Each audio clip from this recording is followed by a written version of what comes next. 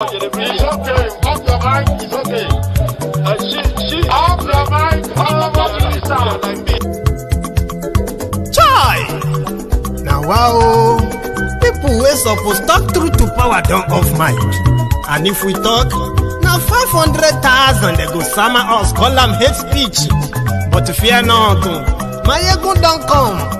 Ingo torchlight every corner, nooks and cranny of all these bad people where they spoil our country.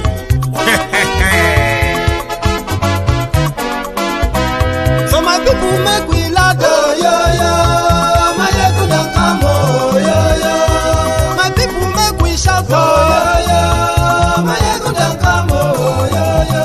My ego don't come, man of the masses, oh yo yo. My ego don't come, oh yo yo.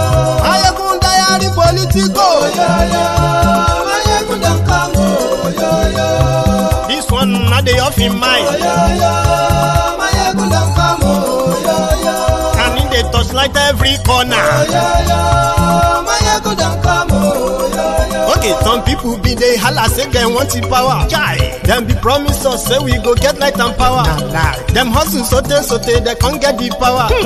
But now they know they do anything with the power. Sure. Every day, dollar just they get the higher power over naira. See them talk say, make we off mind. But thank God say, my ego don't come. So my people make you ladder, oh, yo yo.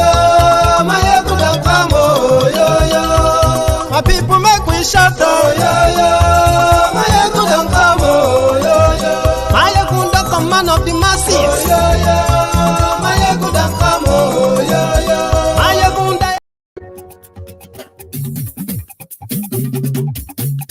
Hello there.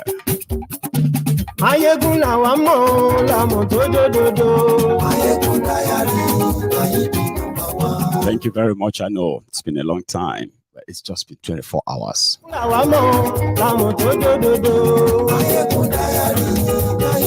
Or maybe 48.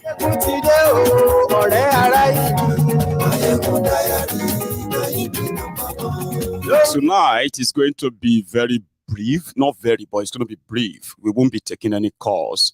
Yeah, but for those who are joining me for tonight, share this broadcast, okay? Like the broadcast. It's going to be interesting. Just that we won't take calls because of something.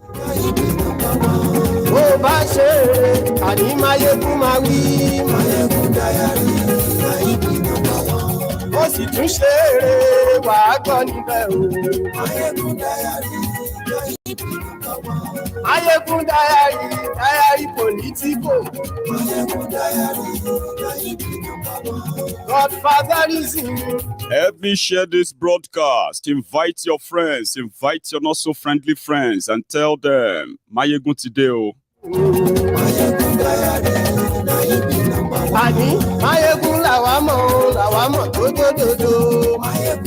Ami boss said it.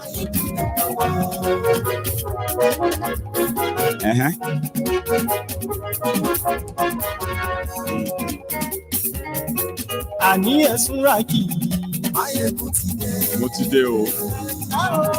Share this broadcast. Read the caption of the broadcast. Read the description as well. Yeah. Make your own contribution accordingly tonight. And yes, Lori YouTube. And yes, oh, Baba and yes, stay away from Eagle Square if you have no business there. Buhari's Aide warn Nigerians. And yes,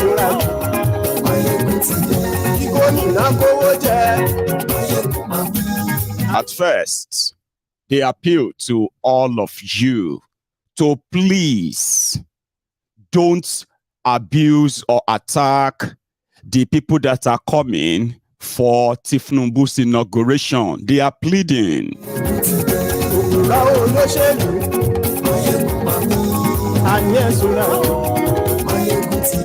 But not just that. This plea is actually to all of you on social media. They believe that angry Nigerians are so influential that they have bullied the world leaders from congratulating Tinubu. And they fear that if they release the names of those who are coming, the world president or leaders or prime ministers, whatever, that are coming to Abuja from the 27th of this month, they believe that you will pick on them. They are begging you.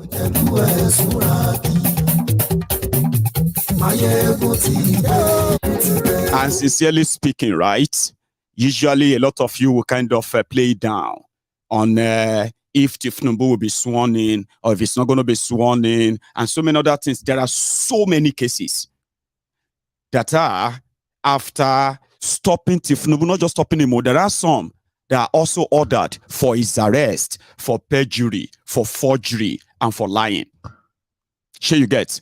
Now, all of these are known to Tinubu and somehow is still pretty much playing the hide and seek, buying time until he gets immunity and he can then use his the power of Nigeria to crush anything. So, for example, there is a case of double nomination, which is, according to them, they say Section 35 of their Electoral Act already fired the shitty man. Now, if you remember Leon, you remember Leon in what did they call that guy in Bayelsa? Yeah, the guy that was that won election, APC, right? He was preparing for his inauguration. He was in fact rehearsing for it when the news broke that he's been completely ruled out. He didn't win. You know why? His own deputy, vice governor, deputy governor, submitted their fake credentials, and their opposition, PDP, they picked on it, and their electoral act or whatever cancelled them. But Tinubu is not a lion, a big leon. That's what his supporters are saying. But this case has been on until today. Supreme Court was supposed to rule on shitty man's double nomination. Now, that double nomination has to do with, remember when they had to pick somebody as a placeholder for Kolu? Sorry, a placeholder for shitty man. So it will be the vice to Kolu, right? However, that same period, shitty man was a nominated senatorial aspirant, nominated senatorial candidate or so. How? When Kolu announced his name, right, he did not withdraw his senatorial candidacy. He just submitted his credential to the same INEC. So with the same INEC for days, Shettima was vice presidential candidate, he was senatorial candidate until later when they had to shovel the name or shovel the change name, so to say. Right. Give me a sec. Right. So until shitty man, right, finally kind of settled for the vice presidency. Now, somebody picked that up. They said it's against their law. It's enough to disqualify Kolu. So, Atifku, the PDP, are the ones behind that case. However, they are supposed to be in court today. The Supreme Court was supposed to rule on it today, right? However, the Supreme Court had to adjourn until the 26th. Right now, from the rumor mills, right, they are saying that Kolu, just same way he kind of wasted time in being served the tribunal papers or tribunal, petition and all that, that he had to run to France, right? Delay. Now, you see, this next few days is so crucial that it's beginning to make kind of sense to me now, right? That despite all the riggings here, you know what I mean? Like, you would expect, according to them, they said Tinubu is now asking for Buhari's help in kind of declaring public holiday on the 26th of May, so that, Supreme Court won't open. They will not be able to see it because of public holiday. Not just that, weekend, they will not be able to see it because of because of weekend. And by Monday morning, most of the Supreme Court justices, they will be at the Eagle Square, swearing in Tifnumbu. And as people are predicting, every case will begin to fall like pack of cards. It's not just about threat and all that. It includes inducement, monetary inducement for the judiciary. That's the rumor. Because there is no reason for them to postpone or adjourn the case today. And it's just for them to come and deliver judgment. So it's not like people want to argue or discuss anymore. Supreme Court should just say, was it right for Shetima to have double nomination or not? That's it. If they say, well, it doesn't matter, right? It should go ahead. Sure, you get. Usually people are saying that it's pre-election problem. That's nobody's problem. That's the problem of their party having done, you know what I mean? So it won't come there. But when they remember what happened in Bayelsa, they begin to kind of feel somehow. Now, another part is this. The rigging of election in Nigeria was done so terribly by these guys that it is now sort of haunting them. Do you want me to explain that? The ruling party in Nigeria lost the major the major states. Most times they are the election deciders in Nigeria. Are you with me? They lost Kano, they lost Kaduna, they lost Katsina, they lost Lagos. Now, in River State, where they concentrated all effort to rig, Baba, after doing all the rigging and wasting all the effort in River State, the Federal Capital Territory, they completely ignored it. Now, people will tell you, they have been trying to say that Abuja is 37th state of Nigeria. People are now kind of bringing some section of their fraudulent constitution up to say, no, you lie. No, you lie. They are now becoming a sort of concern. Now, what's that? You plotted to falsify figures everywhere. According to PDP, Atifku, they said Tifnumbu only won in just 5 states. He didn't win a single state in northern Nigeria. Can you even believe that? According to Atiku. But he got 25% in just 19 states. He didn't even get up to 24, which is the 2/3. That's Atiku with their own record. Obi and his own people are confirming the same thing. That all the figures and numbers declared for this guy, they are not making any sense. It was pretty much like, some amateurs, in haste, putting together figures, but they are not paying attention to, remembering the constitutional requirement of where they are putting all those figures. And that is why they say today, INEC is actually only asking that without any evidence, without anything, without presenting the result they declared, right, or not willing to, because if they have the result, by the way, right, they won't be delaying those, those who are asking for them, Labour Party, PDP. They won't be denying them or delaying or kind of making excuses, right? They don't have it. So today, in their court, they said that the beavers, which is very crucial in this your tribunal, they said that the beavers has been reformatted. The only information left on beavers is the governorship and the House of Assembly elections. So what happened to the presidential election result and all that? Presidential election. What they are now saying is that they have a back end information for that, and they have provided them to the litigants. Anyway, that's when we get to the part of the court. So this, yesterday, even though I was not here, right? Yesterday, the National Security Advisor to Buhari, Moguno, retired General being Koko Moguno, right? So Moguno came out and he said they want to plead with Nigerians, okay?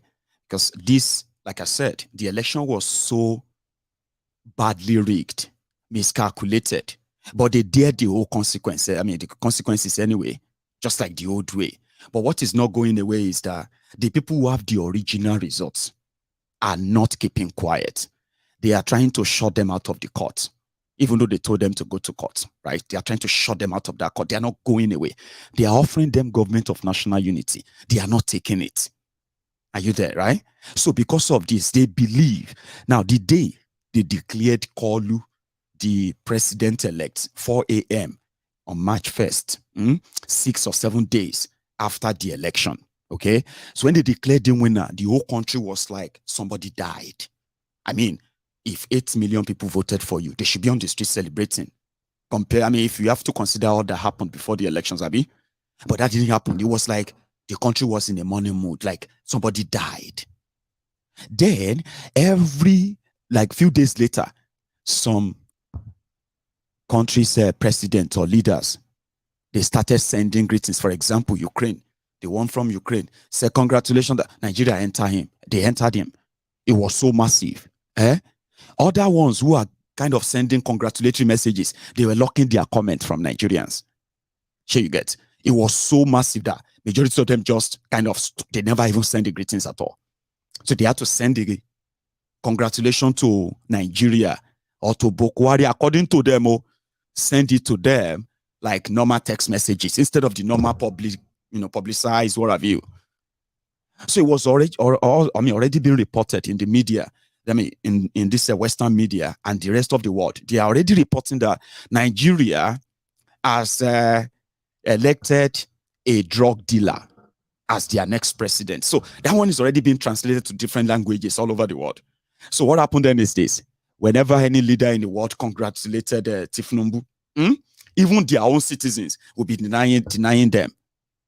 Now, this was supposed to be something that by now, right, as they announced the preparation for the inauguration, right, by now, you would have seen the mood of the country. You'll be seeing and hearing about people coming in. You'll be hearing about concerts, artists performing here and there. You'll be hearing things that makes you feel like in the next few days, right, even if you don't like them, it's never been this bad, that they have to keep the congratulatory messages of world leaders away. Now, they are telling people that they are expecting 64 world leaders and more than 100 head of organizations all over the world to come and grace. It's going to be the biggest assemblage of world leaders in Nigeria for an inauguration. That's what they are saying. But do you know their fear? Their fear right now is that what if these Nigerians who are saying they must not inaugurate him, he must not be sworn in, what if they swarm the inauguration venue? Now, they are in panic mode right now instead of celebration mode. They are in panic mode right now. They are now training people, training soldiers that are going to be like combat ready. If they see Nigerians with any one of them around there, you're uninvited, because it's now like a secret affair, a private affair. Even at that, they still want to make sure that they are pleading with you. Please, don't abuse them when you finally see their pictures. Don't attack them. They are just here to come and do the normal diplomatic role. Nigeria is begging Nigerian government is begging Nigerians to please not disgrace them on the inauguration day. So please don't make it. And online, all of you online, please, that day. I'm not saying this, so they said it. They are pleading with Nigerians not to abuse those who are going to come for Tinubu's inauguration. That will tell you the picture. That gives you the picture of what it is going to be thereafter. Just so you know, okay? Now, the Buhari, the failed Buhari, today was in Lagos, or still in Lagos. I don't know if he's left. And it was to to commission. I said inaugurate. To commission Dangote refineries or refinery. Now, I am going to be very, very kind of fair in what I'm about to tell you now. All right. First, we will acknowledge the failure of Buhari and APC, as well as the corruption that eventually made it impossible for Nigeria to even build or manage one single refinery in 8 years of this APC. And at the twilight of their failed, crumbling government, they are now celebrating the biggest refinery in Africa or in the world. that is going to create 133,000 jobs, according to them. Indeed, it's also going to save Nigeria a lot of money, especially the one they are paying on subsidy. Now, that is why I'm going to be very fair in this kind of, session now, okay? Their failure must be acknowledged, right? And at the same time, the advantage of what this is to you should also be kind of acknowledged. But overall, Nigerians will be the losers of this crony capitalism that has now popped up, the Dangote refineries. You did have Dangote cement. That didn't make cement, your cement in Nigeria, despite him sourcing all the raw materials right there in Nigeria. It didn't make your cement the cheapest in Africa, and it will never make it, because according to them, this is not about you, it's about them. Now, I'm going to come to that. Now, Dangote refinery, I heard that a lot of people are beginning to buy land because they want to build houses around the Dangote refinery, because they're going to get 24 hours electricity. You want to build residential areas next to refinery, right? Good luck with that. Anyway, when a refinery, according to, a data I'm going to share with you now, right? Now, if to say Nigeria currently, or should I say, before APC, Egbe came in, Nigeria had 6 refineries. They were working, but they were not working at the full capacity. It was all, they were always conduit pipe, but they were working. So because of this, right, the capacity of the refineries that couldn't refine enough, crude, or should I say enough fuel, right, for the local consumption, led to Nigeria paying so much for subsidy. That is, for those who are bringing the extra to cover up the shortages that the refineries in Nigeria couldn't refine. 1 second. I'm sorry. But when they were coming in, they promised you that they will build you 1 refinery every year. By now, if they had sort of repaired the old one to full capacity, and they built 1 every year, by now, Nigeria will have more than 14 refineries working. And do you know what that means? A single refinery can generate at least more than 100 megawatts of, or let me say 150 megawatts of electricity. Small one. Now, if you have a capacity like the one you have in Port Harcourt, right, which has the capacity of generating generating over 500 megawatts of electricity, right? What it means is that with these refineries here and there, primarily if they were working, they would have generated, at least by now, they will be generating over 14,000 megawatts of electricity across all of them. Sure you get, by now. Because it means that, by the time they all get to full capacity, you get a lot, if not close to 20,000. But no refinery was built in Nigeria by Buhari. The ones that were working, they became dead, completely dead. Now, here is how you're going to see the difference. When Nigeria still had their refineries, Obasanjo, who was the president of Nigeria then, paid subsidy too. And for Obasanjo's 8 years, Nigeria paid 812 billion naira for subsidy. And you know how much you were buying a liter of fuel back then anyway, so yeah. And you know the crisis of fuel increase, petroleum increase, or what have you, that led to different protests across Nigeria back then, right? Now, Yaradua, that spent just 3 years, right? Under him, that was when the fuel subsidy, petrol subsidy scam became a real business. Yaradua. And under him, in 3 years, Nigeria spent 794 billion in paying for what Nigerians would have been paying for petrol to pay, in order to buy cheap petrol. Under Goodluck Jonathan, in 5 years, Jonathan spent 3.9 trillion on subsidy. That's 5 years. And ladies and gentlemen, the man that said, what is subsidy? Subsidy is a scam. Buhari, in 8 years, this is how much Nigeria has spent on subsidy, and then even paying more. 11 trillion naira, and it's still they are still counting. 11 trillion naira for subsidy. No single refinery, no nothing. Just money for the boys. Are you with me? For 8 years. Electricity, zero. Nigeria electricity started collapsing. National grid collapsing like Dakudaji for the first time. It collapsed like 99 times. Can you believe that? 99 times in 8 years. There is a headline for it. You can Google it and read about it. It's real. 99 times. National grid of Nigeria collapsed under these criminals in 8 years. They didn't have a single megawatt to Nigeria electricity in 8 years. Now, Nigeria that couldn't build a refinery suddenly became the guarantor for Dangote to build one. Dangote, the quota system billionaire, they got the Central Bank of Nigeria vault opened for him. He had he has his own office in there. He is one of those who are regulating your financial worldview in Nigeria, because if it's not going to serve Dangote, then it's not going to be done.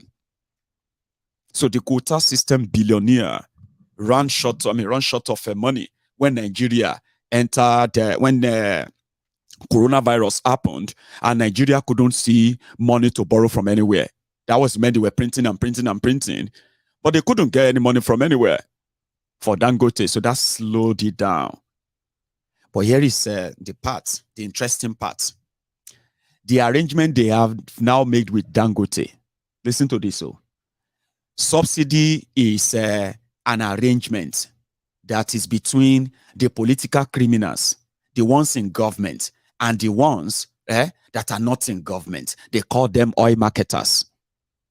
So you get. So that arrangement is that if Nigeria, if they don't pay that subsidy to those marketers who are bringing the fuel back to Nigeria, Nigeria is the only oil producing country in the world that doesn't refine its own, that doesn't refine our own crude oil. It's the only country in the whole world that has crude oil but doesn't refine the crude oil. So marketers that are politicians, friends of politicians, so they give them slots, how much of fuel they should bring. They will take your crude oil away and they will bring in finished products. So with this arrangement with Dangote, according to them, to strengthen the Naira, they will be selling the crude oil to Dangote's refinery in Naira. I am still trying to figure out what that simply means, but here it is.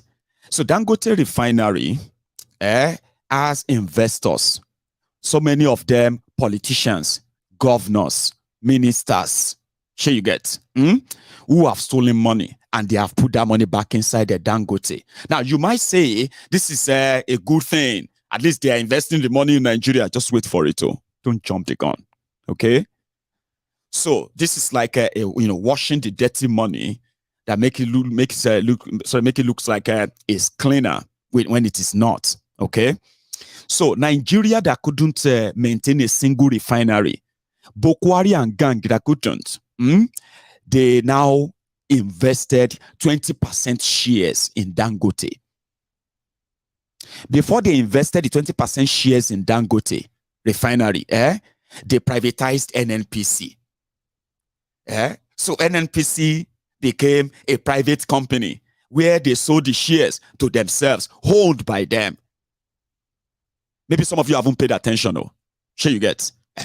NNPC is no longer Nigeria anymore. It is now PLC or something. Now them buy the share. Now them own the NNPC now. So that NNPC that is in charge of Nigeria crude oil sale and all of that, that NNPC is now owned by some private people. That NNPC now buy 20% shares in Dangote refinery. That's investing in it. That's what took Buhari and so many other politicians there. So we don't know other investors in Dangote refinery.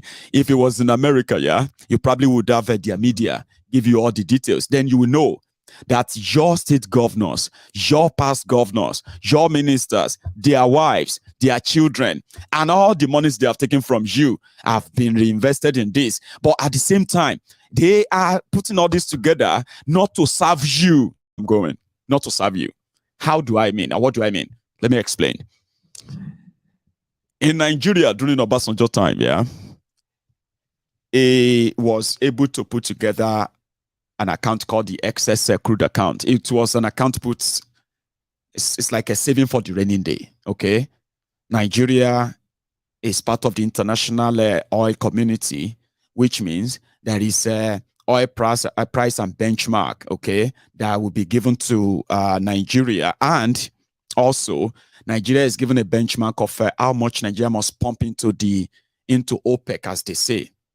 Now, what they are doing now is that if a barrel of crude oil, for example, is $80, okay, so Dangote, somebody that is already that has been collecting or receiving different exchange rates than the rest of Nigerians. When you meet businessmen in Nigeria, businesswomen in Nigeria, I'm talking about international businessmen and women who actually have to make to buy forex, change naira to other currencies, right? And they tell you what are the exchange rates they are actually facing, killing their businesses. So, but when you ask them what is Dangote getting his own exchange rate from or before, right? Don't be shocked. That's how we made a quota system billionaire in Nigeria. Monopoly, preferential treatment, an advantage that nobody else has. Sure, you get now. So he has that, and good for him, Abi. So if Dangote is collecting or is getting his own forex at a very, very highly discounted exchange rate, what do you think will happen to the 600,000 a day, 600,000 barrels a day of crude oil they want to be selling to him? Would they be selling them to him at the rate of the dollar exchange? For example, if they say official, dollar exchange in Nigeria is 500, for example, even though it is about 780 naira to a dollar.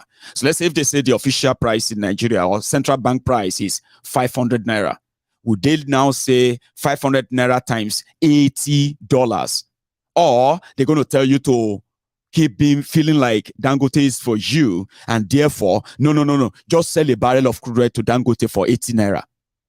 Do you know what 500 naira times 80 is? Help me. I think that should be 40,000, Abi.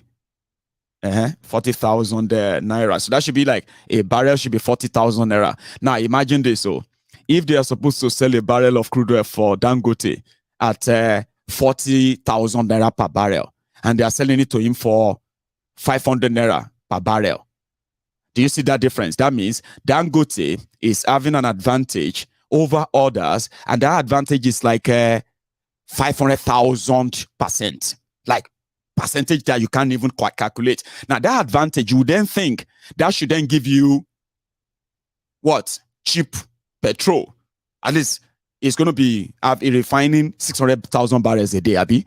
So that should serve you Nigerians, and in fact, sell to the other West African countries, Abi. Very easy and simple. Same thing they told you. The moment Dangote broke into the market, Ibeto Cement, or what's that guy's name? Is that Ibeto Cement? The ones they destroy for Dangote. The moment he got in, they said, when Dangote Cement comes, the price of cement, the price of housing, building houses in Nigeria will collapse. Well, how far with that? Now, again, they will make you think Dangote is a national asset, and therefore, whatever you are doing is a sacrifice. At least Dangote needs to make his money back. What happened is that your criminal politicians, they have camped under that, and it's a new way of not just stealing your resources this time around, of milking you by pretending that they are doing it for you. Because what do I mean? Would Dangote, for example, is your crude oil, like Saudi Arabia. Sure you get. It's Nigeria crude oil.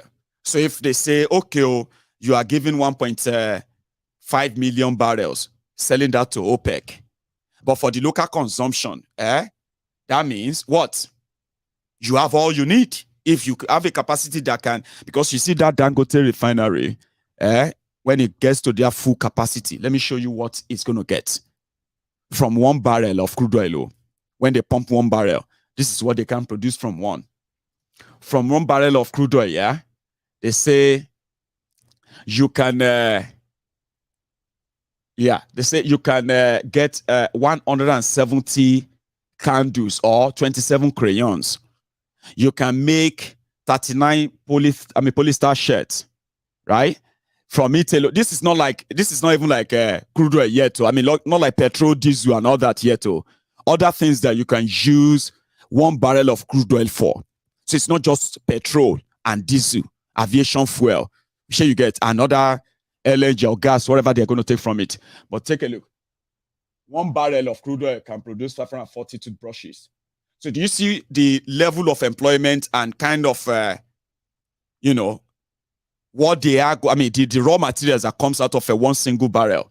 So this is what, or let me say, these are what Nigeria has been missing for not producing or refining their own crude oil. Sure, you get. So the advantage that they are talking about there is now that, now, by all of this, Dangote is going to be making a kill. So what is now in it for Nigerians? Remember, they said, once Dangote starts, that's the advantage they told you. Once Dangote starts, you see that 11 trillion, which is also a political loophole that they are using to kind of, Buhari is one of the area, apart from the fight against terrorists, that they are buying weapons that they have used to loot you, blind. Another one is the oil fuel subsidy. So which means once Dangote comes to full capacity, subsidy will disappear. So now the subsidy that the subsidy that Nigerians should now get is the fact that now you get the crude oil, So the crude oil can be pumped and refined, and Nigeria will sell it cheaper to him, so that you can buy it cheaper, But that's not how it works. The reason why you are buying petrol at 180, 200, 250, 400 per liter in some places is because they are preparing you for Dangote. So this whole thing, they are still going to model it after $80 per barrel. And because Dangote has, they will bamboozle you with so many lies. In order for you to say, okay, but you will soon be asking, hello, why are we still buying a petrol for 200 naira per liter? At least Dangote petrol is now in the market, because by July, Dangote, what they are celebrating today is just to give Buhari a kind of image that will say, oh, I couldn't build you refineries. I couldn't maintain any. I have wasted and looted 11 trillion naira in refining petrol for you. But see what I have done. I have encouraged somebody to build the biggest refinery in the world. And now that person is in Nigeria. That person has now put Nigeria on the map. You should be happy. You don't need the Kaduna refinery. You don't need all these places anymore. Nigeria cannot manage refinery. Dangote. Nigeria cannot build refineries. Nigeria cannot maintain one. Dangote can. So you should be grateful. Or do you prefer them to bring the petrol from abroad again? They will begin to tell you that if not for Dangote, you would have started buying petrol for 1,000 naira per liter. That will be the time when you are paying about 400 naira per liter. So you get, they will be telling you that you should be thankful to him for at least not letting you buy it for over 1,000 per liter. And as Nigerians, what do you want to do? What do you go do? You will have to what? Like you did with Buhari, you will just have to adjust. You adjust. At some point, some of you are begging. May they even bring the fuel. I don't even mind to buy for 500. I don't even mind anyone. May they shall do. So at the end of the day, it is like what they were doing that they couldn't. They've never been accountable for. They have now widened it. Sure you get. And of course, it will create jobs. Okay? Just like you have graduates who are driving Dangote trailers. It creates jobs. Dangote has created jobs. It's one of the businesses that have has employed more Nigerians. At least they said that he has more than 50,000 people working for him. Ask them. what is their pay standard? What is their standard of living? Working for Dangote. I mean, so I am speaking from the experience, not that I want to bust your whatever it is, but I just want you to see through this charade. However, BBC released something recently, and they were like, again, telling everyone that Buhari is leaving Nigeria more insecure, more corrupted, and then what have you. So Buhari and his gang, they are also pushing back, but I'll get to that one. But first, let's go to that Lagos, where Buhari had few things for you before we go on. Severely impacted by several external crises, including the global financial crisis, the collapse of oil prices, the coronavirus pandemic, and the Russia-Ukraine war. The consequences of these challenges constitute a severe strain on our economy, limiting government's ability to provide basic infrastructure without resorting to huge borrowings. Our government, therefore, took the decision to focus attention on creating an enabling environment for the private sector to thrive and fill the enormous gap in investments, not only in infrastructure, but also in all critical sectors. We recognize that without active participation of the private sector and a strong commitment to public-private partnership, our economy would continue to remain severely challenged and our economic growth impeded. Government, therefore, will and should continue to provide an enabling environment and encourage innovative public-private partnership in all sectors of our economy. Our administration has demonstrated its commitment to this in many areas, such as our Executive Order 007 of 2019, which facilitated the rehabilitation, construction of many roads by private sector investors using tax credit scheme. It is my hope that the succeeding administration will continue to apply such innovative schemes in partnership with the private sector to accelerate the provision of critical infrastructure, in particular roads, power, and gas pipelines. I am aware that the Dangote Group is already fully involved in this public partnership scheme, and we must commend Alhaji Aleko for his leadership of the business sector and his commitment to the transformation of our economy. I urge and encourage our other great entrepreneurs to emulate this iconic Nigerian industrialist and join the government in accelerating our growth in order to realize our country's globally recognized economic potential. When I travel around Africa and meet and engage my brother heads of state, and I'm delighted some of their excellencies are here, I often sense a quiet expectation that our country is blessed with resources and human capacity to lead Africa's rise to economic prosperity and the attainment of Agenda 2063, the Africa we all want. But to achieve the goals of Agenda... Oh, now save our time. Right. So I'll save you all the stress, okay? So that's what it was all about. And there are other few faces there. I'm also going to save you that. Let's go to that court today. What happened in their court today? Okay. First, from outside the court, right? I told you earlier, they are begging you to please don't abuse or attack the head of state or president and all of them that are coming to Nigeria on the 29th of May. But ladies and gentlemen, right?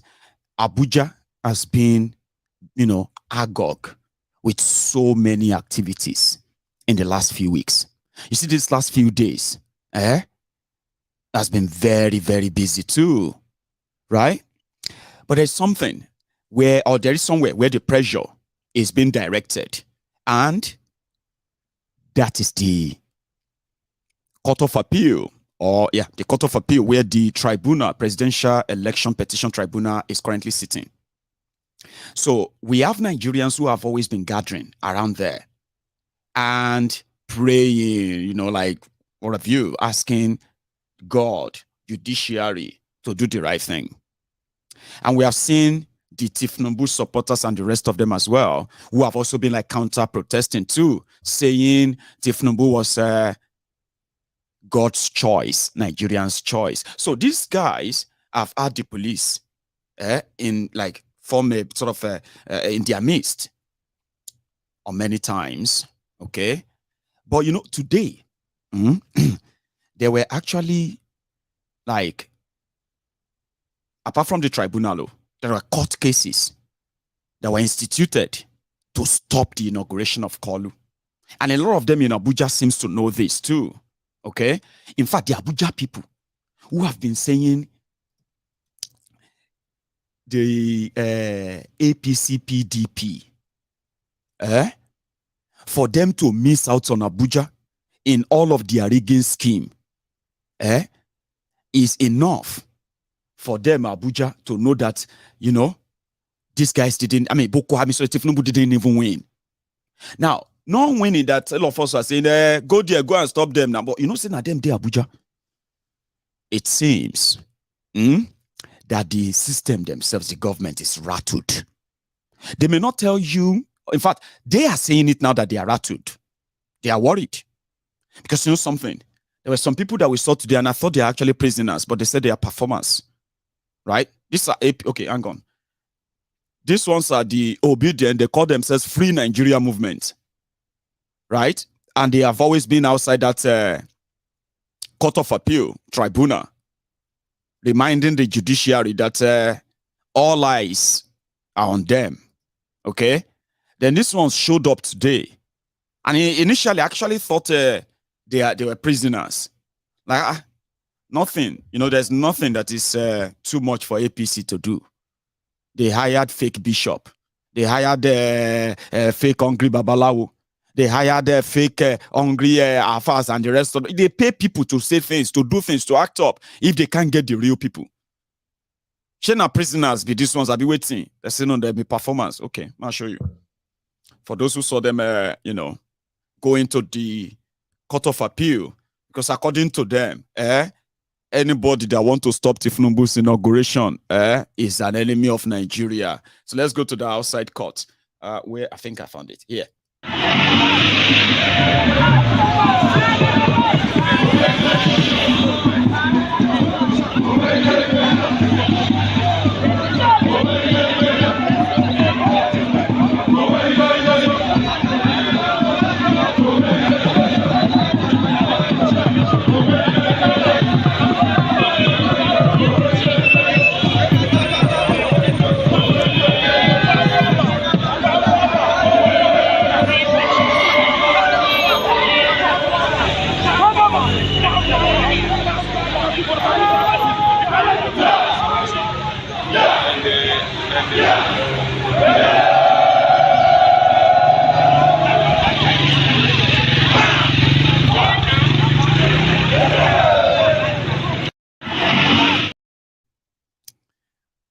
When I first saw that, I was like, oh, shit, they don't go back prisoners, come now, waiting. Others who saw them on the other side of the road, they are this. Check it.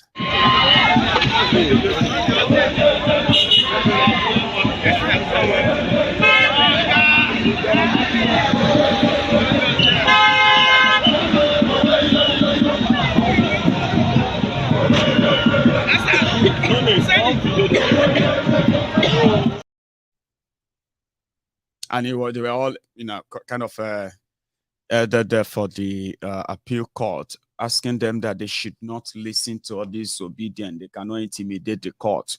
You cannot come and intimidate the court. We'll fight you and all of that. So yeah, And when I first saw them, I was like, were they like from prison or from kind of mental home, like asylum or something? But they said, no, they are performers. They are the one wearing uniforms. Although, are they not fascists then? Anyway, today was the day they expected the tribunal to decide if they were going to allow live streaming of the proceeding, the court proceeding, right? So last week, the court, this was 2 days ago, last week, Saturday, the court banned the use of mobile phones inside the court, right? So, and I said, the moment they said that, right, forget about live streaming. They won't do it. So Tinubu, APC, INEC, they objected. They said, the courtroom is not a theater. Yeah, the courtroom is not a cinema. Okay, but the tribunal ruled today, and they said they are not going to allow live streaming in the courtroom, but they will consider live streaming their verdict, which means the day they will read their judgment, their ruling rather, they will read their ruling. They will consider streaming that live for everybody to watch. Now, that argument is lost, which means Tinubu and gang, they have been able to keep their shame within instead of the rest of us all over the world to be watching them live. So they've managed to kind of keep it within. Yeah, secret affairs. But there are other kind of arguments too. What is for example? Yeah, let's go into those arguments, right? So Atiku and Obi and others, they said they are contemplating, in fact, they are proposing, right, to consolidate their cases. So their petition. Consolidating means that if all of you who are petitioning against Tinubu, right, if you are saying your prayers and all of that petition, this and that, and now I'm saying, okay, what happened is that we can match all of them together, and Tinubu will reply everyone at once. So his response will serve as the answer to other petitions within that, whether na PDP or whether na Labour. So Tinubu's response will serve as the response to everyone with that similar petition. So that was what they were arguing today. They said Atiku's people agreed. Obi's people also agreed, because they said in consolidating their case, their petition, I don't know how that kind of work, but according to they said in consolidating their petition or so, right? It will help reduce time. Yeah. Peter Obi and his people, they said for them to present their 50 witnesses and the time factor as well, right? So they believe that it is going to take them 7 weeks, right? But when they are talking about consolidating petition and all of that together so that Tinubu can respond to all of them, they are likely going to reduce that to 2 weeks, which means 2 weeks for them. Atiku and gang will get the similar one. You know what I mean? Like everything will be responded to at the same time, and then the tribunal will give their ruling. So for now, it's like Tinubu and gang are still not very much comfortable with that. Well, from what happened today. Anyway, what I'm going to do is this. I'm going to let you listen to this Obi's lawyer. Then me, I'll come do my own analysis so that I don't kind of take you somewhere that I can't take you back. Follow.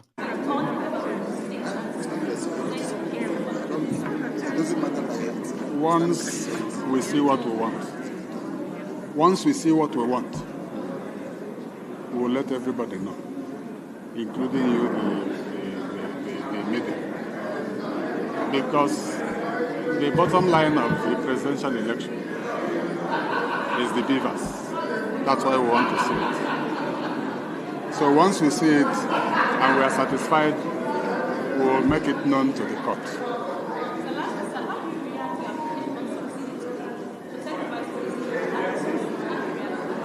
Well, they've given their reasons. The court says it's a policy matter. We are not part of the policy-making apparatus of the court, or any court for that matter. We are a council, and our duty is to bring whatever request we have to the court. If they agree, we say as the court pleases. If they disagree, we still say as the court pleases. So that's the position. They have disagreed, and we are moving on. Thank you. We address the 7-week issue. Yes, please. Every time we come to the court, the Aide will say they are giving you, just like they are saying, and then you will say you have not received. Where does this leave us? What the situation is simply that there are numerous documents and they are supplying them piecemeal. So it's not something I can stand here. In River State, for instance, let me just give you one example. There are 23 local governments. They've given us from EC8A. In respect of 15, we still have 8 outstanding. And you can't make a conclusion based on 15 of 23. So that's what the quarrel, let me call it quarrel, that's what it is about. Any day we receive everything we're asking for, we will let you know.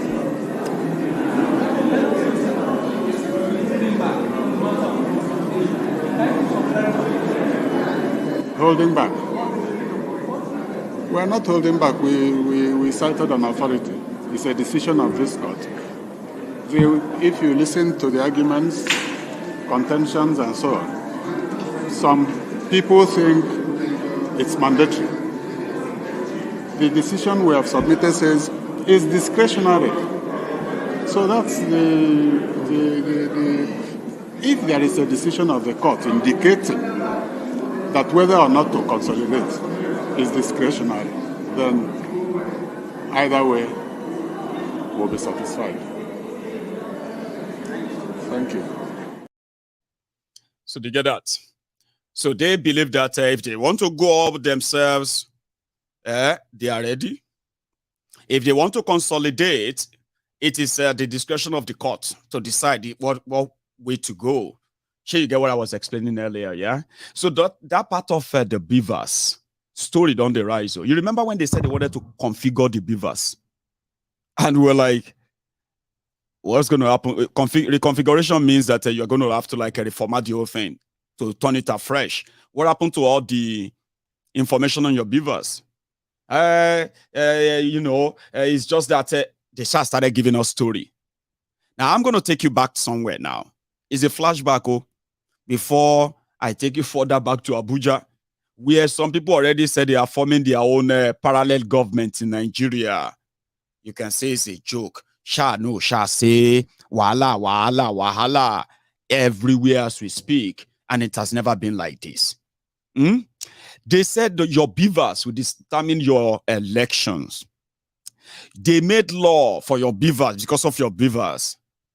This guy even trained NYSC members because of beavers. It's a throwback. Let's go back to it. You are going to be deployed to the most important level of the electoral system. That is the polling unit. The polling unit level is the most important level because that is the only place where Nigerians go and vote. So you will handle the register, you will handle the papers, you will also handle the results at that level, and you will also be responsible for transmitting the result to the IRF portal on election day. So what we are doing here and nationwide is to train you. We have the manual, the physical manual, we have the soft manual online, and then we brought in the papers for hands-on training. So all of you will be familiar with this machine, so that you are not only seeing it on election day. So if you have areas where you don't understand, please ask questions. When you deploy on election day, the first thing after a voter has been accredited or confirmed is to authenticate using the fingerprint, and this is the window. If the fingerprint doesn't work, and don't just try one finger, Try the thumb, try the index, try the other fingers. If it doesn't work, then you take the picture. There are two cameras on this machine. There is the front camera and there is the back camera. Once the voter is accredited, you will see a green light, and on this window, you will see the number of persons accredited. For instance, this is a demonstration paper.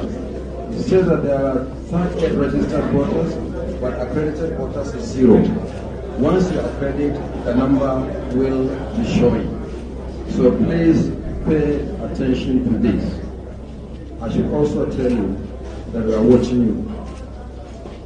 The moment you pick up these papers to configure it, the front camera will take your picture, so we know who is handling the papers. So we are also tracking you. Whatever you need to do to this. Did you hear that? Today, the beavers doesn't matter anymore. We are watching you. Lies. Today, they don't need it anymore in court. INEC is in court saying beavers doesn't matter anymore. IREF doesn't matter anymore. Because according to them, some people wanted to hack the server and change the results. So because of that, they didn't use it anymore. But those who wanted to hack the results or hack the server, they did not hack the result of the National Assembly election. Only the presidential they wanted to hack. Only the presidential, the IRF didn't work. So in this whole charade, the same beavers and IRF is what they declared for other people except the presidency. The governorship, the assembly, state assembly, national assembly, they all use beavers. They all use IRF results. But the presidential, now that one go no get, the beavers know they work for them. IRF is no work for them. We are watching you. Let me go back again. There's more. Watch this. The number will be showing. So please pay attention to this. I should also tell you that we are watching you. The moment you pick up these papers to configure it, the front camera will take your picture, so we know who is handling the papers. So we are also tracking you. Whatever you need to do to these machines, we are watching you at the back end on the same machine. Before you configure, the first thing the machine does using the front camera is to take your picture, so that we know the person who is accrediting voters and who has been assigned to a particular polling unit. Don't assign this machine to any other person. Pay attention to what your trainers are telling you. It's a new school for you. It's a new school. And who will examine you? Nigerians will examine you on election day. INEC will also examine you on election day. So do I have your assurance that you are committed to this process? Yes, sir. You are also going to swear to an oath of loyalty and neutrality. I saw mine in yesterday. From the chairman of INEC to the presiding officer at the polling unit level, all of us will swear to an oath. I did mine yesterday as the returning officer for the presidential election. Are you assuring me that you are committed to this process? Yes, sir. Are you assuring me that your loyalty is to Nigeria and Nigerians only? Yes, sir. INEC is not a political party. You are not agents of any political party. You are agents of an independent electoral commission. Our loyalty and allegiance is to the Nigerian people. Whoever they choose, so be it. It's their own decision. Our responsibility is to be an honest broker and an umpire. Am I guaranteed once again that we will be loyal to the... We will work with you to build a Nigeria that is not corrupt. I bring you a message of hope.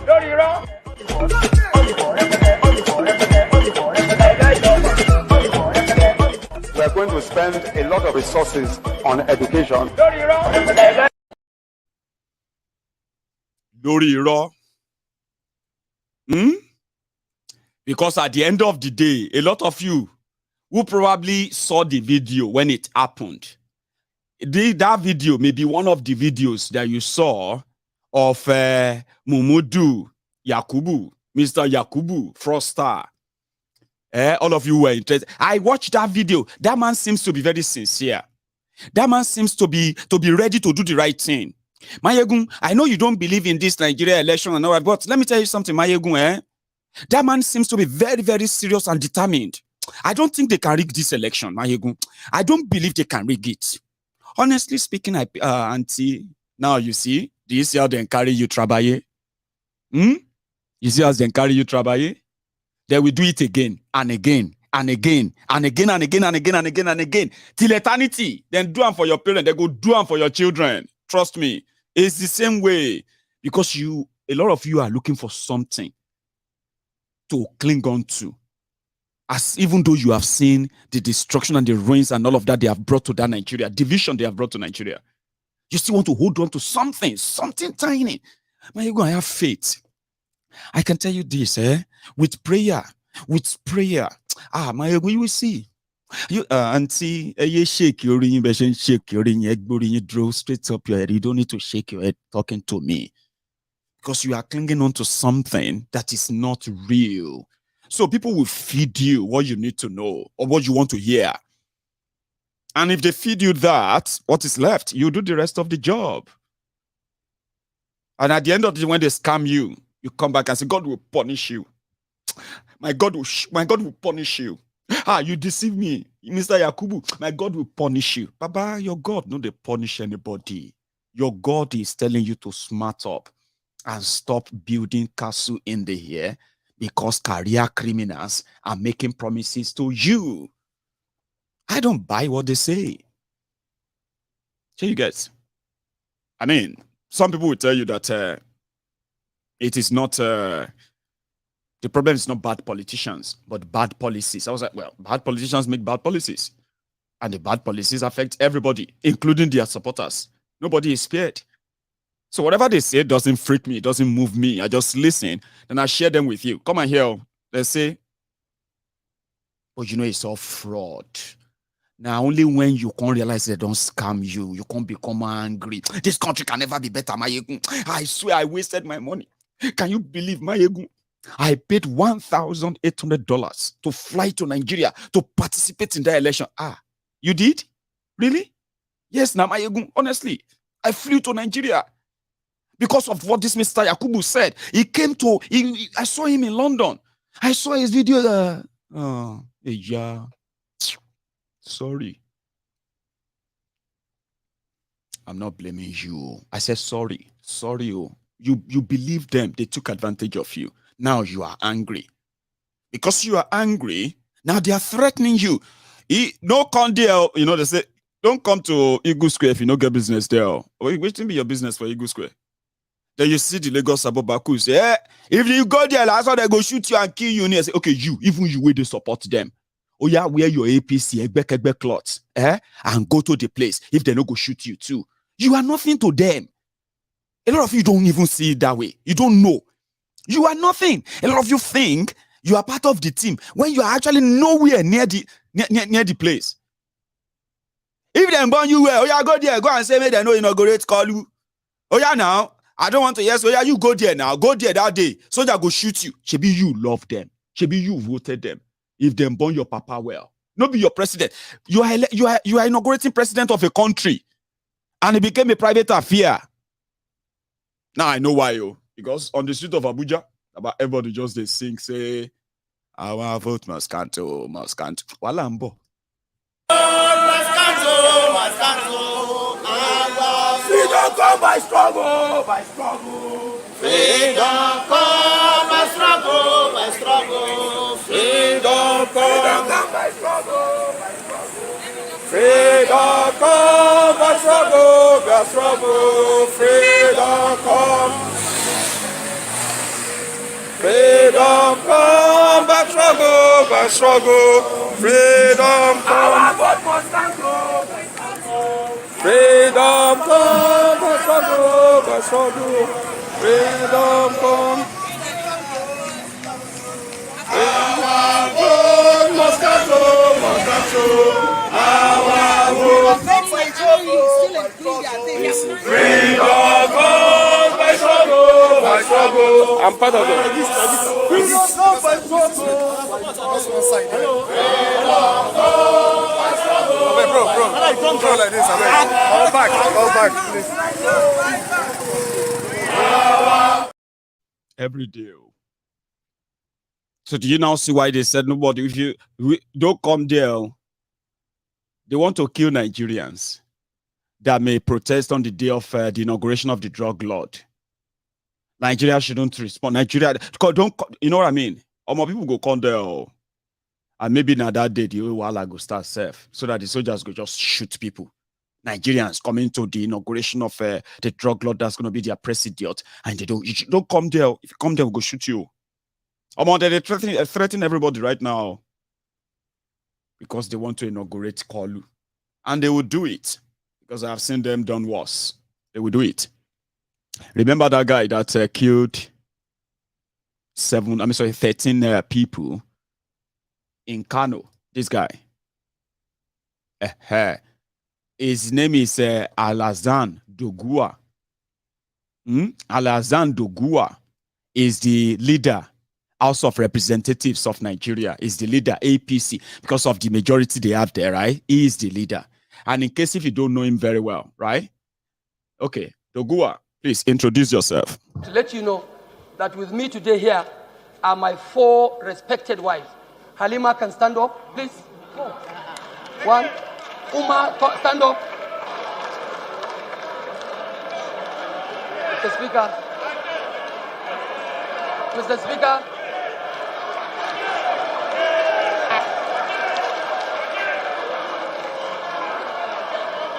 Mr. Speaker. Mr. Speaker. These 4 wives you have seen have produced 27 kids for me, and I'm still counting.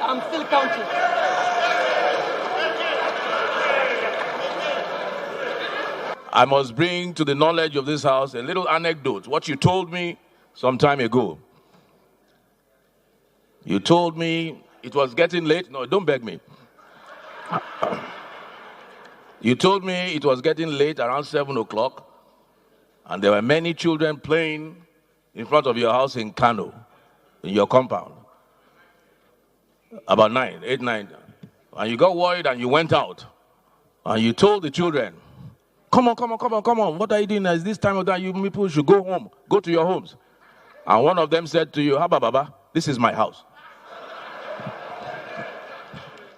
You see that? That's Alhassan Doguwa, the man with 4 wives and 28 children. He has no job. His only job is politics. He's made a lot of money for himself, by the way. I mean, he's been there for almost 24 years now. He's been in the House of Representatives from Kano. Now, he is one of those entitled douchebags, okay? I'm talking about those lazy career criminals in Nigeria that think they're actually something because there is a HON, honorable, in front of their useless names, right? Murderers, certificate forgers, and illiterate, by the way, thugs, criminals altogether that are kind of like parading themselves as honorable men and women, distinguished. So whenever they get cornered and they're about to lose that feeding bottle, they'll go mad. They can kill for it. And this guy he himself shot 4 people. His own boys that they went there together, shot another 12.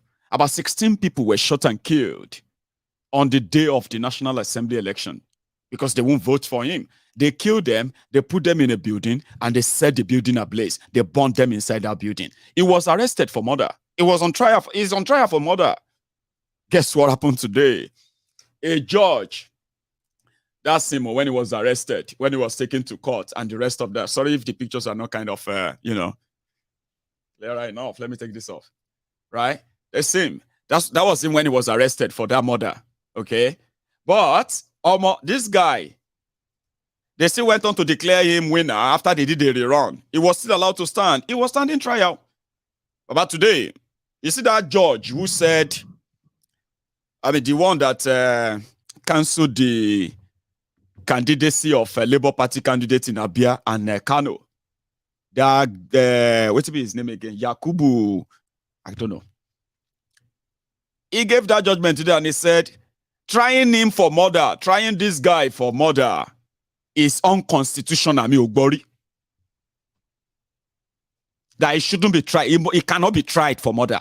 It's unconstitutional. Unconstitutional about who? What is unconstitutional about murder trial? So which simply means you can't try him. You can't try him for murder at all. He has no case to answer. They celebrate him right now. He wanted to be speaker. Yeah, he was campaigning to be the Speaker of House of Representatives in Nigeria. Yeah. Well, maybe because they said he didn't zone it to his area. Therefore, he needs to step down. A murderer. That judge don't rule now. If you don't agree with the judgment, you have to go to appeal court and appeal. But guess what? Now the police took him. Now it was the police who took him to court. So it was the same police who put together a nonsense case, and now they say the case is unconstitutional. How can killing people and trying that murderer unconstitutional? I don't even understand. Well, exactly that's the news today. Just got away with it. If you don't like that, go to court. So do you see why some are saying that they are going to form their own parallel government? As some of you are preparing for Kolu's inauguration, others are preparing for their own inauguration. Nobody is unable to say whose inauguration. Listen to this. Nigeria united and peaceful should go and arrest people who are talking from the two sides of their mouth, like Nasir El-Rufai, Nyesom Wike, or MC Olomo, Ahmed Bola Tinubu himself, and Femi Fani-Kayode, and the baby minister called Festus Keyamo. Those are the people that should be arrested. Those are the people that should be called to order, because their voice right now is causing chaos across the polity. And if we don't speak, it will continue. We were in this country in 2011 and 2015 when President Muhammadu Buhari himself made statements backed by the APC that they will form a parallel government. Our own parallel government we are forming is not a treasonable offense. It is a decision to disagree with whatever decision this President Muhammadu Buhari's administration will take come May 29. If they are in one side forming their government of Ahmed Bola Tinubu as president, we will be in the other side forming a government that will declare a winner for 2023 presidential election, which we already have the result. We have the result because we have agents scattered across Nigeria. It's going to be peaceful. We are going to announce the result, announce the winner, and declare the winner our own president. So it will be the president of the Nigerian masses. Because we have totally rejected the result provided by INEC as fake and false. So practically, come May 29, for wherever we are going to do it, we are going to declare the winner of the beavers. The winner is presented by the beavers as president of Nigeria, as president of the Nigerian masses. And we will adhere to whatever the law says. It's not treasonable, and the fact remains that the right thing is being done. We are not fighting anybody. We are doing it peacefully. And if the president does not want to give us that request, it's a simple thing. He comes up and says, "My children, as your father, we don't want interim government. This is what we want," and we will obey. But for now, we'll keep demanding, and we'll keep demanding the release of the results given by the beavers that have stated that somebody has won that election, and that election result must be counted.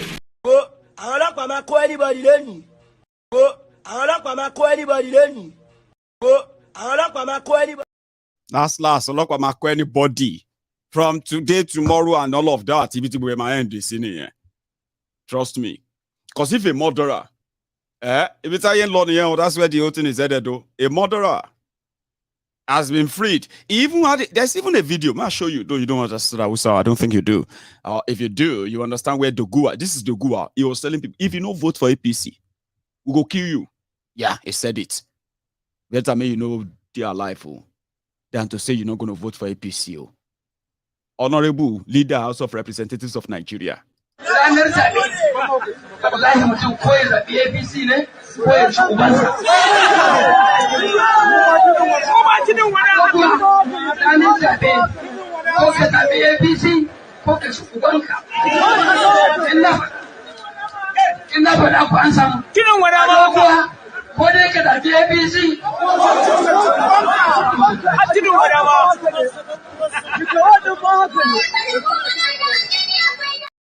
So you're telling, don't say that, don't say that, don't say that. They are recording you. Anybody that is not going to vote for APC will go kill him. It's better you are not born, or it's better you don't even come out to say at all you want to vote for another person. But if you vote for any other party in this place, we'll kill you. 2 days after that, he killed 16 people. 16. I know the number now. Here you get. So a lot of people are like, even Tinubu himself, I think it was the day they said they declared him. You remember this clip? When he said, maybe one day, even though a lot of you okay, I'm going to let him say it. It's a flashback. Purpose. You see, this is more than a document of certificate of election, confirming the positive outcome of an election. This important document symbolizes our collective democratic attainment and even loftier aspirations. It represents the impending transfer of most sacred duty and trust from one person to another. At its most sublime, this certificate also symbolizes that each of you has the ability to achieve what other believes is impossible for you to achieve. I stand before you as the president-elect, and yes, that is special. But I am not different than any one of you. If I can do this, you even can do it better.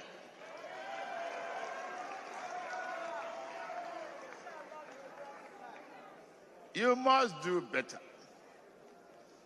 Our destiny as a people and a nation depend on our ability to share the artificial restrictions of bias and prejudice so that we live fully onto our democratic creed, that no one is innately superior or entitled to greater rights and opportunities than any other Nigerian.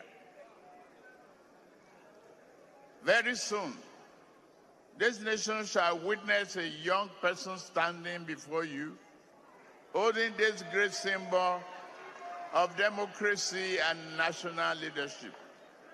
We shall see a woman standing before you, holding this certificate as its owner. We shall experience someone from a tribe that many people have tried to dismiss as somehow beginning to disqualify. Did you hear that? So he's promising you that, okay, I know a lot of you are not happy. You are not happy that I'm the one standing here. It could have been somebody else, but one day, somebody younger, a woman, somebody from the tribe that people have ruled out. Sure you get. Anyway, he was saying all of this as well to say, while are they? But people are not listening. Baba, Ekoshi Danu, Koshi is you, the judiciary. If you know save the day, then we can start. It's just going to be like a tick, tock, tick, tock, tick. Well, it's been like tick, tock, tick, tock, tick, tock, tick, tock. In the last few weeks, anyway, it's just going to go faster, like tick, tock, tick, tock, tick, tock. Yeah? Really? The tribunal has the opportunity to redefine exactly the meaning of justice in Nigeria. He has the opportunity. I'm not saying that it must declare one person or the other, but it must do justice. To do justice is to look at the laws for all they are what? Dispassionately. Look at the rules that INEC itself made, the guidelines it set, and then determine whether whether the man known as Bola Ahmed Tinubu indeed satisfied the conditions set out as being necessary to be elected the president of Nigeria. I'm not holding my breath, but I am saying categorically that it is up to these men and women. I don't know who they are. I've not bothered to check the composition of the court, and I'm being careful not to tie everybody with the same brush.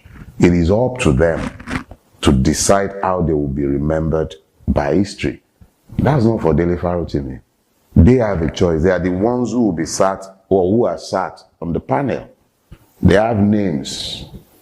Their names will be remembered either for good or for bad.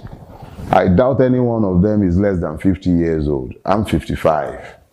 You won't live forever. So if they elect to have their consciences purchased, and we've seen enough in the public space to suggest that such subterranean moves are already being made.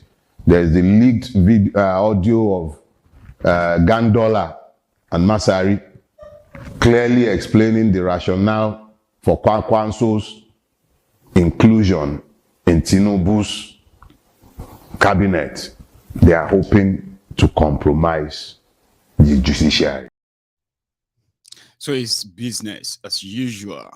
And for those who are building their hope around them, I wish you all the best. Or I wish you what you wish yourselves. Somebody said that the coming days are pregnant. Of course now, wala day, you know, Noni. Very soon now you're going to hear bow, bow, bow, bow, bow, bow everywhere. Because you know something, they wouldn't be able to take it anymore. And they will unleash, as usual, their violence. And wherever that leads Nigeria is yet to be seen. Tinubu is an illegal president-elect. He did not fulfill any constitutional right to be president of Nigeria, even as crooked as that system is, okay? He rigged an election, not just that. He violated so many laws. For example, perjury, falsifying your, your educational qualifications, right? And then so many things that ordinarily should actually send him to jail. But Nigeria is a crime scene. That is why somebody like that will even like get that far in your politics. And when you see where the Wike is asking everybody, let us cooperate with this drug dealer. You get what I mean? Let's cooperate because he has to assemble. They are now asking him to assemble the best people who love Nigeria. Those who love Nigeria brought Nigeria to this state, right? 77 trillion naira debt, over $100 billion debt. That's not nice. The poverty capital of the world, where the population of those who are living in poverty in Nigeria are, far, far, far outweigh that of those who are living in poverty in India. The jobless people's capital of the world. The numbers of unemployed people in Nigeria, you can feed them into about 6 countries in the world, 6 different countries, and they will still be there and fill up all the population.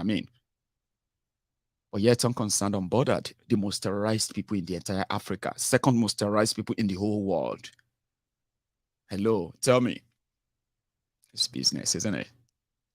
They want to look for the best brain to work for Kolu, the best brain that is going to help them finger your brains until you are dead. Look at this guy. If you remember, during his campaigns, was that, look, how to unite every Nigerian. 2, how to bring competence. It is not going to be only because you're a member of APC or you're not a member of APC. You want Nigerians who have the capacity to help him to deliver what will make Nigeria to be great. So with that standing, I have the belief that he means well for this country. I don't want to, when a government is for, I don't want to be carried away when there are a lot of work to be done. Putting the best team is the first thing for him. Nobody can do it alone. Nobody has the whole knowledge. But the capacity to put in the best team will determine that, yes, this country is now ready to add to what the present administration has done. So I have that belief that he's really ready for a job. No president can do very well if he does not have that leadership that will cooperate with him. You remember what happened in 2015? That affected the performance of the present administration. So I think that the APC should see it for the interest of Nigeria. Let them respect the leadership of their party and the president to move forward. In the interest of Nigerians, let us all of them come together and work. Oh, Nalayo. You get? I mean, they are doing everything as well on the side to kind of give you an impression that you should give them a chance. That's exactly what they are doing now. And that's exactly what Tinubu and gang are going to be doing. At least we understand, we know. Sorry, just give us a chance. Just a chance. And then we if we don't do it better, just a chance. No wonder Neo Fife, when he saw Peter Obi, he actually called him this disruptor. He said, is it disruption? Okay, listen to this.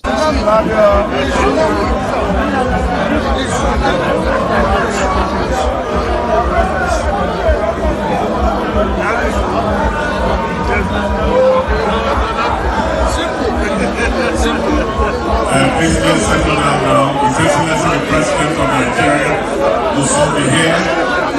Let's settle down as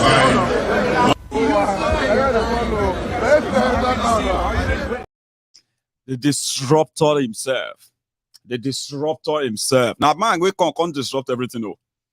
APC, PDP, two biggest political parties in Nigeria, who have ruled Nigeria for 24 years. Yes, PDP, 16 years. APC, Egbekegbe, 8 years. That is 24 years. And yet, the Federal Capital Territory couldn't be won by either of them. Atiku got 16% in Abuja. Tinubu got just maybe about 11% in Abuja.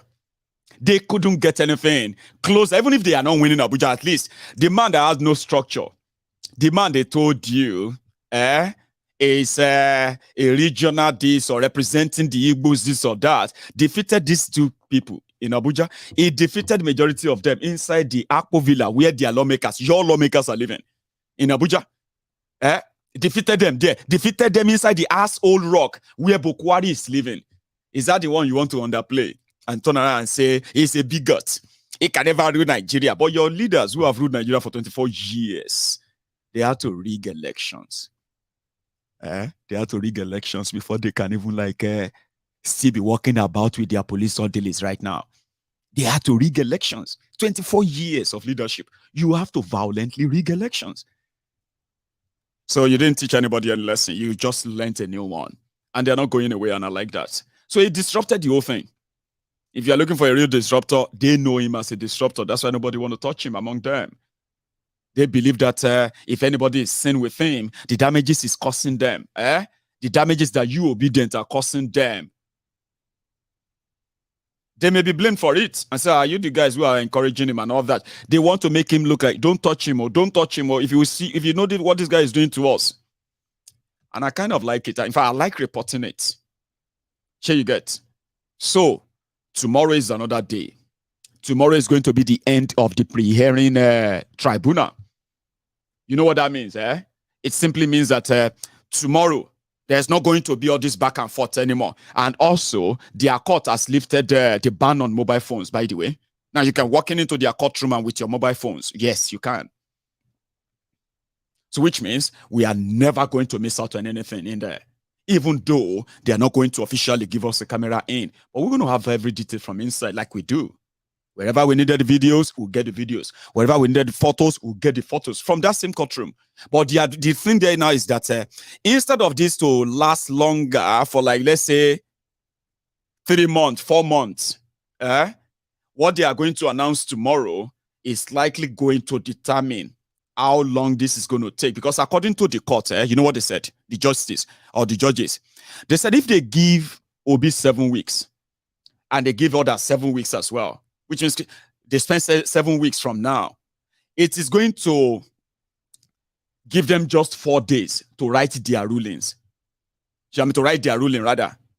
So, how can they consolidate and reduce the time? And everybody will still present their witnesses. You will still do all you have to do. But they have to extend it up every day. Nothing like adjournment or no. So that's what they want to decide on tomorrow. Okay? Either everybody go there their own case individually like that, or they consolidate them in. And consolidating doesn't mean that their lawyers are still not going to present. Like I told you, it simply means where they said Tinubu forged this certificate, right? And he violated so section of the law, and therefore he must be disqualified. So if Atiku is asking for the same thing, and ARM is asking for the same thing, what they will do in consolidation is that when Tinubu will respond, his response on forgery of certificate or the drug conviction in America. So when he responds, that same response, okay, is going to go to all the parties. Now, if they now push any question, all of their questions and everything will go straight to Tinubu's lawyers. They will answer them together. So with that, they can save time, reduce, you know what I mean, and give their ruling in maybe in another 3 weeks. Can you believe that? I know. In 3 weeks, they would have sworn Tinubu in. Sure, you get. It's Nigeria. They would have to swear somebody in anyway. And that's why when somebody was talking about interim government and all that, except you have a court judgment. If a court says, no, they must not swear him in, and interim government must be put in place, then nobody will swear him in. Anything apart from that, of course, you protest and do all of that. But now, being sworn in, others are believing that maybe the court can then rule. And, hey, Tinubu didn't win, go to Supreme Court. The Supreme Court will now begin their own thing again, maybe for like a month or two. Then they will choose a day they want to do the ruling. Judgment. All of you will be waiting again. That's how it's going to be. And all this time, as we have seen in Nigeria before, Tinubu is still going to be the president. If they swear him, because I don't know what will happen between now and that 29th. It don't heavy for Abuja right now. No joke. And they are all wondering for any surprises. And as we speak, they say Kalu has asked if Buhari can just do him one favor, and that is declare the 26th of May a public holiday. If they should do that, that's the last grace he needs. Because after that, immunity will be on him. Then the battle of trying to get rid of him will begin. And I think it's going to actually make it more exhausting. I don't know if you are prepared for it, but that's the only scenario I see. Others have told me, I see a different scenario. They will never swear him in. I bet on it. I said, amen. But that's the scenario I'm seeing. And I hope you are prepared for it too. It's going to be a long walk to that freedom that some of you are kind of envisaging. Unfortunately, for somebody like me, who knows what the system is all about, the judiciary and co, I know there is my hope. And I'm not encouraging you to. I said, manage your expectation. Somebody said the same thing back to me not long ago. Right. So I'm going to drop here. I've got a family emergency. Not bad, not much, but I'm going to see you later. I told you, I said I'm going to be like halfway tonight. Let's say we'll have another chance tomorrow. Okay. The most important things have been shared. The ones that I kind of keep back because of time, trust me, I will share them with you next time. Okay. Thank you for coming around tonight as usual. Okay. I will see you some other time. And don't forget it. Like this broadcast. Share it. Just before you go. Good night.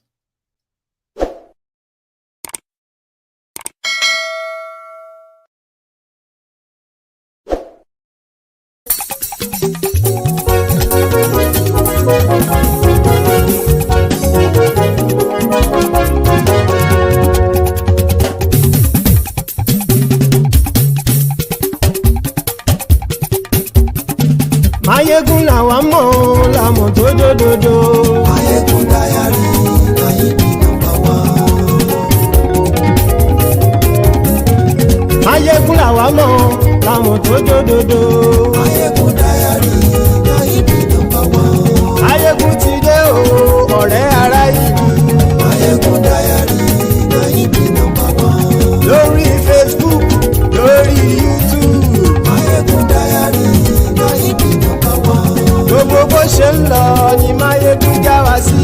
Mayegun dayari Nayibi #1. Àṣírí ọ̀jẹ̀lú kì í bò níbẹ̀ o. Mayegun dayari Nayibi #1. Bó bá ṣe eré àní Mayegun máa wí.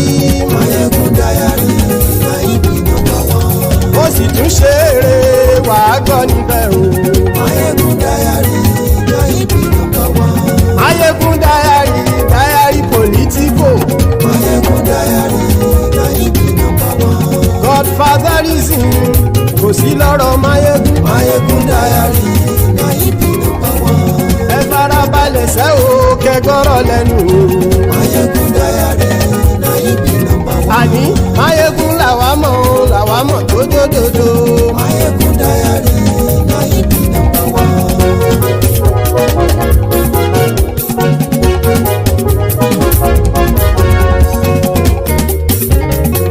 Àní ẹ̀sùn ràkì.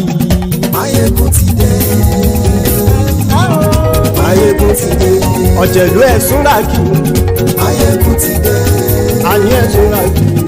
Máyégún ti dé. Lórí Facebook.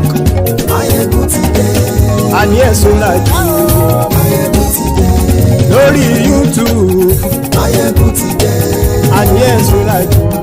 Máyégún ti dé. Bọ́ bàbá gbé wúrẹ́. Máyégún máa wí. Àní ẹ̀sùn ràkì. Máyégún ti dé. Ijó ìgbádìyẹ. Máyégún máa wí. Àní ẹ̀sùn ràkì. Máyégún ti dé. Bí pẹ̀sìdó bá rúfin o. Máyégún máa wí. Àní ẹ̀sùn ràkì. Máyégún ti dé. Bí gómìnà kówó jẹ. Máyégún máa wí. Àní ẹ̀sùn ràkì. Máyégún ti dé. Ọlọ́pàá tí ń darí bá. Máyégún máa wí. Àní ẹ̀sùn ràkì. Máyégún ti dé. Aṣòfin tí ń rúfin o. Máyégún máa wí. Àní ẹ̀sùn ràkì. Máyégún ti dé. Òpùrọ́ olóṣèlú. Máyégún máa wí. Àní ẹ̀sùn ràkì. Máyégún ti dé. Ọ̀jẹ̀lú ẹ̀sùn ràkì. Máyégún ti dé. Àní ẹ̀sùn ràkì. Máyégún ti dé.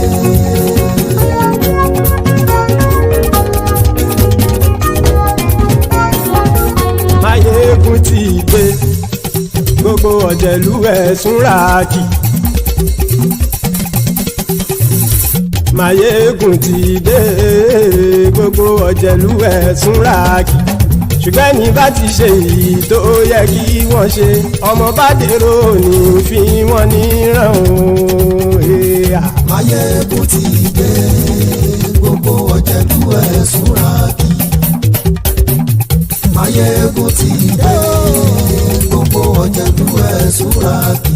Ṣùgbọ́n ní bá ti ṣe èyí tó yẹ kí wọ́n ṣe, ọmọ bá dèrò ní fi wọ́n níran. Wọ́n fowó bẹ́ẹ̀ o. Máyégún ó sọ pé wọ́n ò fẹ́ bẹ́ẹ̀.